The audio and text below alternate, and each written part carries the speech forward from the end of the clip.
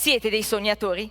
Io lo sono, anzi, lo sono sempre stata, fin da quando ero bambina. Sognavo di ballare su un palcoscenico e ricevere tanti applausi. Ero serena perché a casa, quando uscivano tutti, io spostavo le sedie del salotto e iniziavo a provare i miei passi. Le mettevo tutte in fila e loro diventavano il mio pubblico. Mi applaudivano, sempre. Le mie gambe, la mia assicurazione sul futuro. Volevo vivere di danza e diventare una ballerina professionista. Volevo investire sulle mie gambe, ma proprio le mie gambe sono state le prime ad abbandonarmi. Sì, si sono arrese ad un nemico invisibile. Proprio la parte del corpo sulla quale avrei scommesso è stata la prima ad abbandonarmi. A 11 anni ho iniziato a zoppicare. Inciampavo nelle mie gambe, cadevo per terra. Non so perché, ma stavo male. La mia gamba sinistra era rigida, rigida come un pezzo di legno, sempre. Ho iniziato a girovagare con i miei genitori da decine di medici, facendo ricoveri lunghissimi ed esami dolorosissimi. Ad ogni medico dicevo sempre gli stessi sintomi. Visione offuscata, visione doppia, stanchezza, rigidità muscolare, tremolii, formicolii, scosse alla schiena, scosse alle gambe. Io continuavo a raccontare i miei sintomi e loro, di contro, continuavano a dirmi che era solo stress. La parola stress mi ha perseguitata per quasi 20 anni, fino a quando, all'età di 29 anni, finalmente la diagnosi è arrivata. E non era stress. Il mio nemico aveva un nome e un cognome, sclerosi multipla, alla faccia dello stress. Quando è arrivata la diagnosi, io mi sono sentita sollevata. Non ci crederete, ma l'ho considerata addirittura una bella notizia. E sì, perché quando insegui per 20 anni una diagnosi, tutto ti sembra difficile. Quando racconti i tuoi sintomi, ma ti sembra che nessuno ti creda, vorresti scomparire. Io da quel momento potevo ricominciare la mia vita alla luce del sole. Potevo ricominciare a camminare in mezzo alla gente senza più paura, senza più nascondermi. E soprattutto potevo dire i miei sintomi e non vergognarmi di dire ciò che stavo provando. Potevo guardare in faccia il mio nemico e combatterlo ad armi pari. Eh sì. Beh, dopo la diagnosi io ho ricominciato a sognare. Sì, mi sentivo serena. Ho ricominciato a sognare soprattutto quel palcoscenico magico. Volevo continuare a fare quel mestiere. Purtroppo la danza non poteva più far parte della mia vita perché le mie gambe non ce la facevano più. Ma mi sono impegnata e ho studiato recitazione per diventare un'attrice. Ho smesso le scarpe da ballerina per indossare quelle dell'attrice. Ho fatto un cambio di genere di scarpe. D'altronde, molti attori dicono che un personaggio nasce a partire dalle scarpe. Tu ti immagini cosa mai indossasse Giulietta ai piedi e voilà, diventi Giulietta. Ecco, anche io, in qualche modo, sono rinata dalle scarpe. La recitazione è diventata il motore della mia gioia, la mia ancora di salvezza. È stato bellissimo ricominciare a recitare, ma non è stato facile essere accettata. L'attrice disabile in Italia suona ancora male. Per tutti l'attrice è quella tutta curve e sguardo invitante. L'attrice con il tacco 12, sì. Quella con la stampella 112, nì.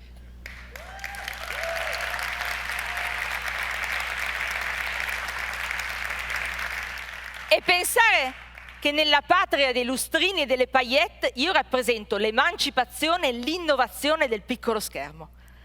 Eppure, per molti colleghi, l'attrice disabile non andava bene. Non riuscivano a capire come mai io fossi un'attrice e avessi anche un problema di salute. Mi ricordo che una volta ero ospite in un talk show. Accanto a me un uomo dotato di grande cultura, un uomo approdato alla televisione per la sua testa, per la sua intelligenza, un tronista. Ecco, quest'uomo mi guarda e nella pausa pubblicitaria mi fa: cioè, scusa, ma fammi capire, cioè, ma quindi tu, cioè, sei un'attrice, cioè, e sei anche malata? Sì, cioè. Te invece vedo che la parte del pirla viene proprio benissimo, eh? Cioè, non ti devi neanche impegnare. Sì, vabbè, non gli ho detto proprio così, però avrei voluto veramente dirglielo. Perché è assurdo. Che male c'è a portare avanti il connubio arte e malattia? E poi tu puoi essere un serio professionista e avere un problema di salute. Non è che per saper recitare devi per forza saper correre. Ma anche le mie colleghe non digerivano l'attrice disabile. Anzi, mi vivevano come una minaccia. Quando sono approdata alla televisione, tanti articoli sono usciti dedicati a me, tante copertine dei giornali, e loro questa cosa non la mandavano giù. Perché quella copertina a lei e non a me? Sono più bella, più magra.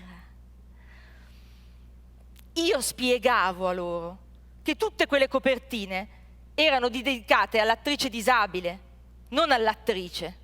Tutti quegli articoli sui giornali erano per la sclerosi multipla, non per il mio talento. Io ne avrei veramente fatto a meno e mi sarei portata a casa una salute perfetta. Ho cercato di farglielo capire, ma loro continuavano a vivermi come una minaccia. Tant'è che un giorno una mia collega, attrice, mi ha detto: scusa, ma fammi capire, ma non è che tutti i ruoli da disabile li devono dare a te? Sono capace anche io, eh? E poi scusa, dimmi, tu che sei dell'ambiente, ma quelli come te fanno parte di un'agenzia apposta? Quindi lei pensa che come esistono le Paralimpiadi esistono anche le para-agenzie per i para-attori. Una cosa assurda, assurda. Io lo so, ci sto scherzando sopra, ma tutti combattiamo la nostra battaglia. Probabilmente anche loro combattono la loro, però insomma, ragazzi. Io ho studiato per fare l'attrice e sono diventata un'attrice. Ho realizzato il mio sogno. Dopo la diagnosi, non ho ricominciato a sognare solo nell'ambito lavorativo. Ho ricominciato a sognare anche nella vita privata. Mi sentivo pronta per una storia importante, per l'amore con la A maiuscola. E l'amore con la A maiuscola è arrivato. È arrivato con un po' di ritardo, ma è arrivato. Roby è il mio tutto, l'altra parte della mela. Con lui ho subito pensato di invecchiare serena, di costruire una famiglia. Volevamo dei figli. 1 o 2 potevano bastare. Ci abbiamo provato, ma sembrava che un figlio non volesse arrivare. L'orologio biologico correva all'impazzata. Io non avevo più tanto tempo. Così ce l'abbiamo messa tutta, ma un figlio non è arrivato. Abbiamo subito pensato all'adozione. Che bello dare amore a un bambino più sfortunato. Un altro sogno da realizzare. Peccato che quel sogno, molto presto, si è trasformato in un incubo. A noi un figlio non l'avrebbero mai dato, perché io ho una patologia neurodegenerativa. Io non sono idonea a diventare mamma perché cammino con una stampella e magari un giorno avrò bisogno di una sedia a rotelle. Che poi non è detto. Avere una patologia neurodegenerativa non significa degenerare per forza. E poi, anche se fosse? Anche se io finissi su una sedia a rotelle? Quante mamme in sedia a rotelle conosco che sono serene e crescono con amore i propri figli? E quanti figli di donne in sedia a rotelle crescono sereni, per nulla traumatizzati e risolti? E allora perché io dovrei traumatizzare un bambino? Un bambino ha bisogno di una madre amorevole, non di una madre perfetta. Un bambino ha bisogno di genitori che lo crescano con amore, con attenzione, non dei genitori che sappiano fare i 100 metri. Questa è una battaglia che io voglio portare avanti. E come se lo farò? Probabilmente a me un figlio non lo daranno più in adozione perché sono troppo vecchia, ma io voglio lottare per tutte le donne che desiderano diventare mamme. Spero che almeno il loro sogno si realizzi. E comunque, come potete immaginare, la mia vita è stata spesso in bianco e nero. Io ho sempre cercato però di colorarla con tutta me stessa e di renderla positiva. Anche la mia stampella, il mio ausilio ortopedico, io l'ho trasformato molto presto in un accessorio. Glamour, fashion, tutto colorato, guardate. La mia stampella non è grigia, blu, nera, è piena di colori, piena di vita, come me. I bambini le chiamano le stampelle di Barbie. Un bambino un giorno mi ha soprannominato Lella, la fatina della stampella. Io mi sono innamorata di questa definizione e ho deciso di creare un fumetto di Lella, la fatina della stampella. E vorrei tanto imprimerlo su delle stampelle pediatriche o addirittura pubblicarlo in un libro.